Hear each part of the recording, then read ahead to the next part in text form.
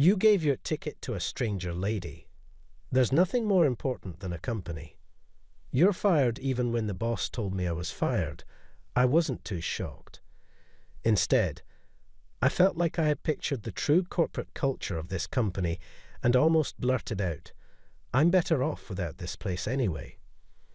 Just then, "Excuse me," the panic manager rushed into the boss's office. "Sir, our company is being featured as breaking news on TV. What's going on? Who is this person?" The faces of the COO and my boss turned pale as they looked at the DV screen. The person on the DV screen was, "My name is Mike. Here in New York City, I work at a healthcare products and related service provider. I belong to the sales department. Guess I have another membership quota to meet this month. Sales is rewarding but tough. That's the only way to put it. Our company's gym, based on the concept of a gym anyone can easily access at any time, has been expanding rapidly due to the recent health boom, making our business grow fast. The idea of easily accessible for everyone was revolutionary in the world of gyms, which used to be seen as intimidating to join. But there was a fatal flaw in this aggressive business strategy. What's going on with your gym? It's always so crowded. I can barely use the machines. Why is it fully booked for the month? I joined because you promised I could avail it any time. Despite the demand, there were simply too many members for one gym. Lately, we've been receiving daily complaints from dissatisfied customers. Still, all we hear from the top is increase the membership numbers. Are we really going to keep adding members in this situation? I've been growing doubtful of the company's willingness to address the concerns raised by the customers. One day, I couldn't hold back any longer and decided to talk to the sales manager. "Excuse me, manager, I have something I'd like to discuss." "What now? In the middle of all this chaos? Make it quick." "Yes, sorry," as the manager, not even looking up from his paperwork, dismissively gestures. I sigh and start speaking. "Manager, you're aware of the alarming numbers of complaints from customers, right?" "Yeah. So what?"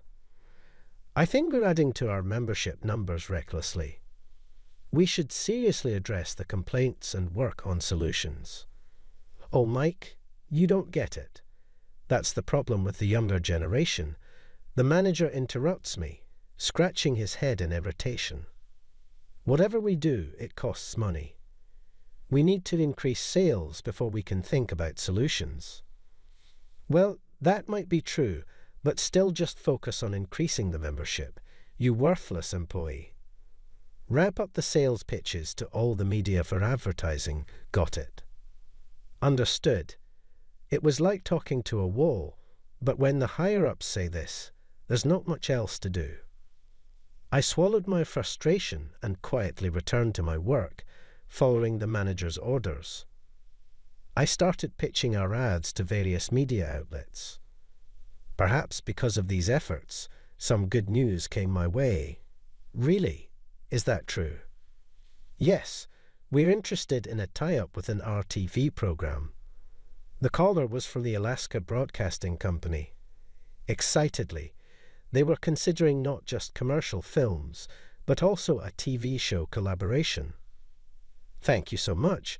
We'd be delighted to work with you." "Thank you, but the show's schedule is quite tight. We'd like to meet as soon as possible, if that's all right with you. Any time is fine. I'll be there." "Thank you. I'll send you the schedule by email right away." "Thank you very much. I appreciate it." Even after hanging up, my hands were still shaking with surprise and joy. All right, can't just sit around now. A DV collaboration could be a significant achievement.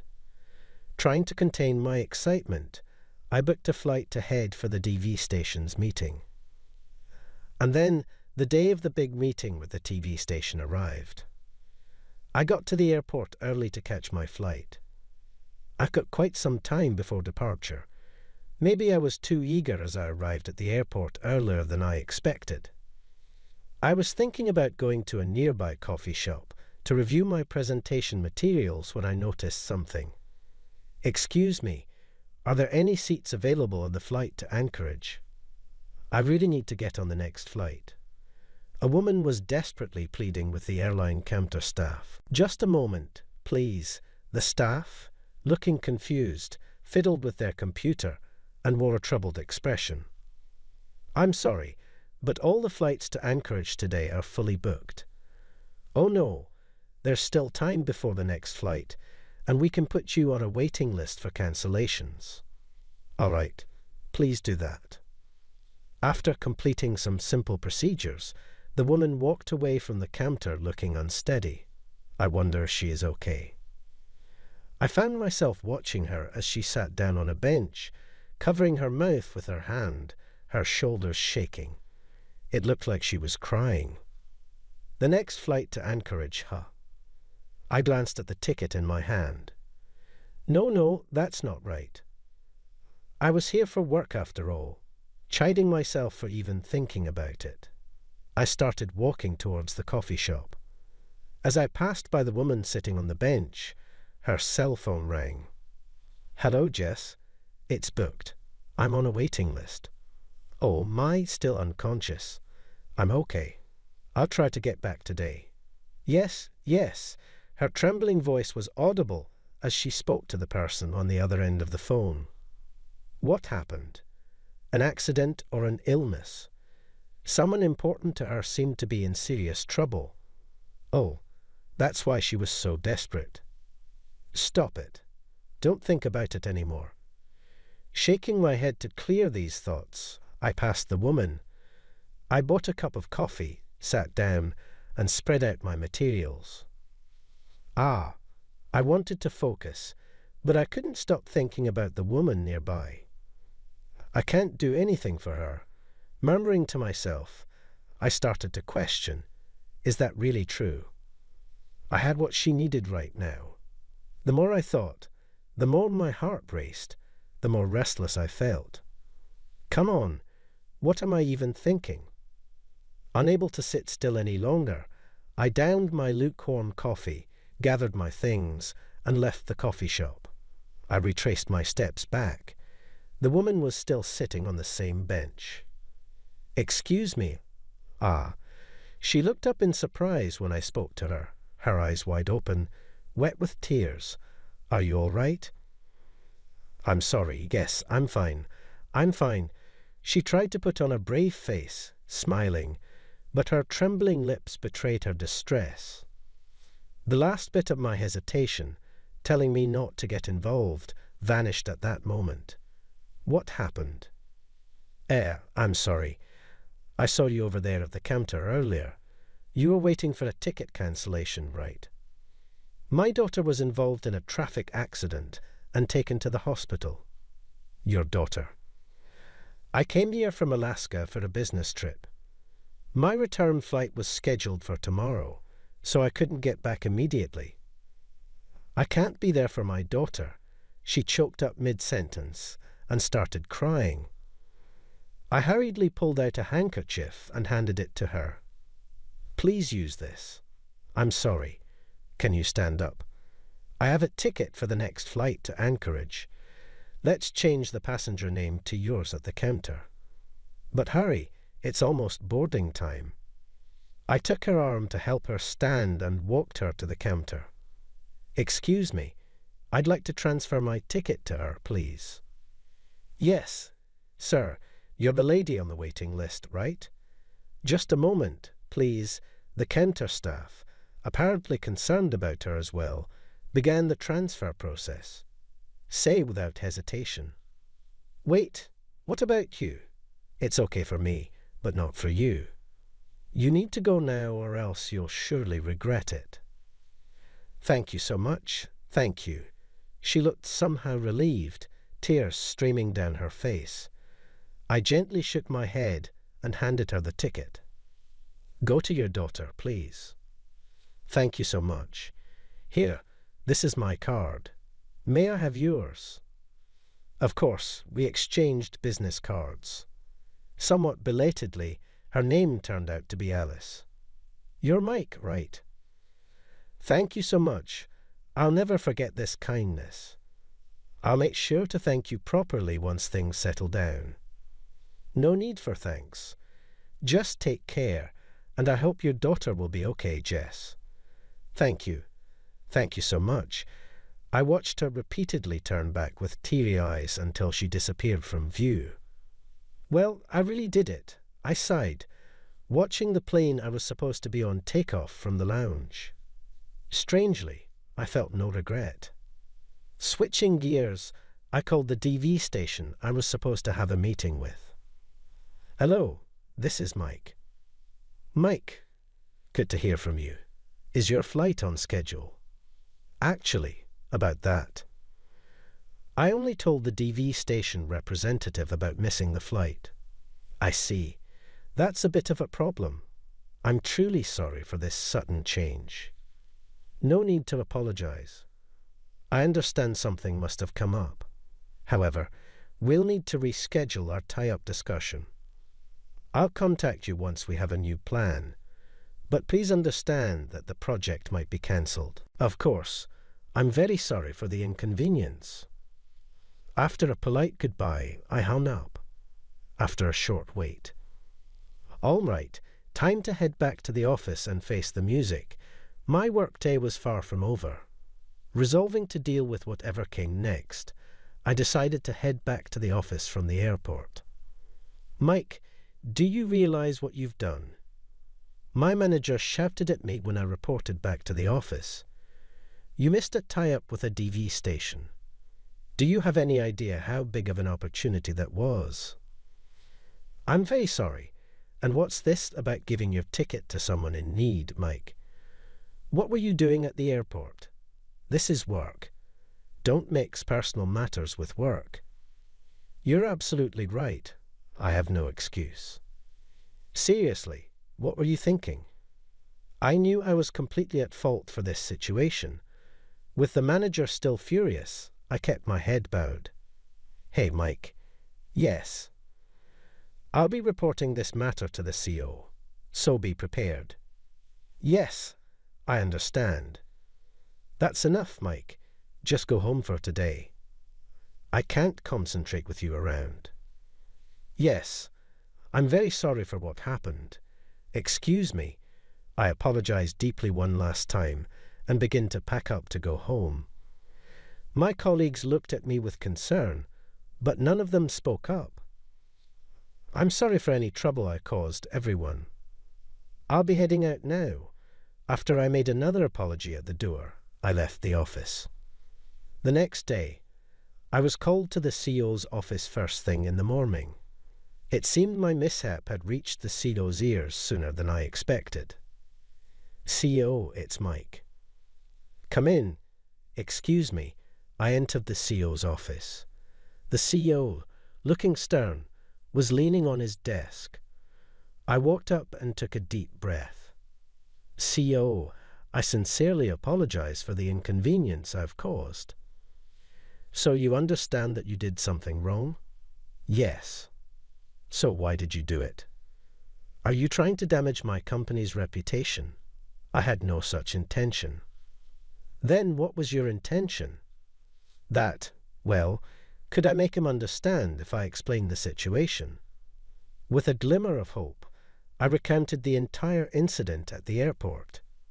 Your name was Mike, right? Yes. Aren't you misunderstanding something? Our company doesn't run a charity.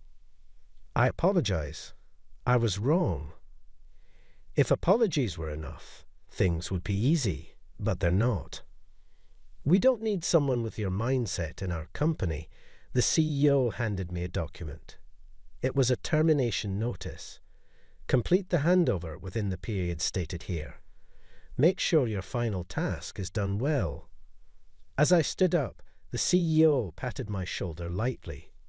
I understand. I'll accept it without any words. Unfortunately, there was no room for defense, and the CEO urged me to leave his office. Say, So it's come to this, huh? Though the outcome was arguably the worst possible, I had no regrets. This was the right thing to do, wasn't it? I felt strangely liberated and found myself reminiscing about the past, the days shortly after I had moved to the city to study at the university. Mike, calm down and listen. A sudden call from my mother. What's the news? She plunged my world into darkness. My sister, who had been receiving treatment at the hospital, had passed away. How could this happen? She looked fine when I went home for the holidays. Her condition suddenly deteriorated. Just hours ago, she was okay, but she's gone. Mom, I didn't know what to say to my mother, who couldn't hold back her sobs on the other end of the phone. Hand over the phone, Mike. Can you hear me, Dad? Mike, can you come home right away? Yeah, I'll head there right after this. Do that, Mike. Yay! What in the end she said she wanted to see you one last time, and then she passed away. My gosh, sorry. No, don't apologize. Just come back safely, okay? I hung up the phone, feeling dazed. Back in my hometown, I used to visit her daily, but after moving, those visits became less frequent. I'm sorry. I'm so sorry. Tears flowed freely. In the end, I couldn't do anything for my sister. As her brother, that regret of not being there for my sister's last moments weighed heavily on me. Perhaps that's why at the airport yesterday, I saw myself in a desperate woman's situation. I hope Alice is okay. I had no regrets about giving her my plane ticket. I hope she made it in time, and if possible, I wished for her daughter's recovery. My heart was filled with these hopes. A regret like that is better avoided. I hope that her tears will turn into smiles. With these thoughts, I returned to the office to start the handover process. Nearly a month later, after successfully handing over all my responsibilities and clients to my colleagues, I faced my last day at the company without any problems. Thank you for everything. Mike, make sure you say goodbye to the co too. Yes, sir. I nodded to him, who spoke without looking at me, and left the office. Then I headed straight to the CEO's office. Today was my last day. I had no regrets or unresolved feelings. CEO, excuse me. I entered the CEO's office as usual. The COO was sitting at his desk. I'm leaving effective today. I sincerely apologize for any inconvenience I caused. Indeed, you should. Ideally, I would have liked to demand compensation for the damages, but be thankful I didn't go that far. The CEO let out an exaggerated sigh. Still, you've practically thrown away your career. It's pitiful. I wonder what kind of upbringing leads someone to turn out like you. My parents had nothing to do with this, huh? I wonder. Giving your business trip ticket to a stranger. What a ridiculous story. The CEO raised his voice and slammed his hand on the desk. I remained silent, continuing to stare at him. Listen, since you seem unaware, I'll tell you this as a parting gift. In work, nothing is more important than a company. That you don't understand. This is precisely why people like you get fired.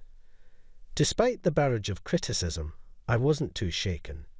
Instead, I felt like I had pictured the true corporate culture of this company and almost blurted out, I'm better off without this place anyway. However, before I could speak, I was interrupted. Excuse me. The manager rushed into the CEO's office in a fluster. What, Nan? You're making a racket. Sorry, CEO, but this is urgent. Please check the news right now. What's the news? Urged by the flustered manager, the CEO turned on the TV in his office with an irritated gesture. The screen showed a breaking news story that seemed to be a positive piece. So, this man gave you the ticket. Yes, thanks to him. I could rush to my daughter's side. The voice sounded familiar. I instinctively looked up at the TV screen. There was Alice holding a little girl, and a man standing beside her. Alice. I was startled to see her, and even the CEO and manager looked shocked, their eyes wide open, their gaze fixed on the middle-aged man standing next to Alice. This man is, indeed it's him. I'm sure it's him. I've met him a few times in TV-related work. He's the former producer Thompson who used to work at a TV station in the city. The CEO audibly swallowed. On the TV screen, Alice was smiling as she responded to the interviewer. Someone from this company gave me his ticket. Thanks to him, I was able to reach my daughter. This is the company that's behind the popular gym chain, right? I hear your father has connections with this company. Then the microphone turned to the man next to Alice. It turns out he was her father. Yes, it's true. I later found out he was supposed to have a business meeting with my company. What a coincidence. Absolutely, but he didn't know that fact. I hope this news feature lets everyone know, despite the controversies surrounding that company, they have such amazing employees, he said firmly, and Alice, nodding and smiling beside him, continued, as long as they have employees like him, the company will be fine. I'm sure the bad rumours will disappear soon. Alice, with a beaming smile, hugged the little girl in her arms and added, I'll visit soon to express my gratitude. Please wait for me. With that, she waved her hand, and the screen switched to an advertisement. CEO, yes. The CEO's office was filled with an awkward silence. The manager and the CEO, speaking in hushed tones. I couldn't hear. We're sorry, Mike. Like this, please forgive us. Please show us mercy. Hold on a second. Forgive us. Mercy. What for? I was a bit taken aback by their desperation, but curious about what they were about to say. We had no idea that the woman you helped was the daughter of Mr. Kit. I'm sorry for overstepping, but please let us withdraw your dismissal, Mike. No, Mr. Mike, the CEO is going this far. Come on, you must be relieved not to be fired, right? It was a complete turnaround. They probably realized that my being fired would look bad now that Mr. Kit knew about it. As I stared down at them in disbelief, the CEO looked up at me with a sly grin. How about it? If you want, we can offer you any position. You can even take his place. Excuse me. I watched in amazement as the CEO and manager desperately tried to win me over. I let out an exaggerated sigh. I've already been fired, so it's no longer my concern. No, wait, please. I quickly sidestepped the CEO and manager as they tried to cling to my feet and said, Thank you for everything. I left the CEO's office with a smile, ignoring their shouts behind me. The day after I left the company with a clear conscience, I received a message from Alice. She was in the city and invited me for a meal as a way of saying thanks. Feeling a bit nervous, I made my way to the designated location. It was a restaurant in a high-end hotel, a place I'd never been to before. Mike, I really can't thank you enough for what you did. Thanks to you, my daughter is safe and now very healthy. I'm just glad to hear she's doing well. I saw you on TV. Your daughter is adorable, just like you. Mike, you're quite the charmer, aren't you? I hope I'm not getting you in trouble with your husband. I'm single, actually. I got divorced before my daughter was born. Oh, I see. I'm sorry. It's okay. Don't worry about it. Alice smiled softly as she sipped her wine. Mike, did you take the day off from work today? About that, I actually got fired from my job. What? Sorry. After all the praise you gave me on TV, that's terrible. Do you have another job lined up? Not yet, actually. Then would you consider working at the DV station? My father is with Alaska, though, but I assure you, you won't regret it. Really? Are you sure that's okay? Of course. Let me just call my dad and confirm. Alice quickly pulled out her cell phone, her movements a blend of excitement and urgency. I had only met Alice twice, yet I'd seen so many sides of her. Tears, laughter, and now this flurry of excitement. Mike, he says you're more than welcome. After finishing the call, Alice turned to me with a beaming smile, the happiest and most beautiful expression I'd seen on her yet. Time passed, and thanks to Alice's introduction, I transitioned to a new job at the DV station in Alaska, where her father was a producer. Ridiculous firing a guy like you. That company is doomed. Upon learning about my dismissal, Alice's father used his influence to cancel the nearly finalized partnership deal his station had with the company where I was once an employee. It made sense after all. I had been the one who initiated and developed that project. Meanwhile, my old nest, plagued by a pileup of customer complaints and an increasing number of cancellations, was now teetering on the brink of bankruptcy. It's like they got what was coming to them. Indeed, such a shame. Don't worry about it, Alice. She looked downcast, and I offered her a reassuring smile. As time went by, Alice and I spent more and more time together, and now we were in a relationship, considering marriage. Alice, there's something I want to ask you. What is it? I've been thinking, meeting you that day, it might have been destiny. Destiny. I'm glad you're smiling, Alice. Your smile is what I love the most. Mike, you always know just what to say. We looked at each other and shared a light-hearted laugh. I promised myself that I would make Alice, her beloved daughter, and any future children we might have happy, a vow to make up for the sister I couldn't protect, to cherish them always.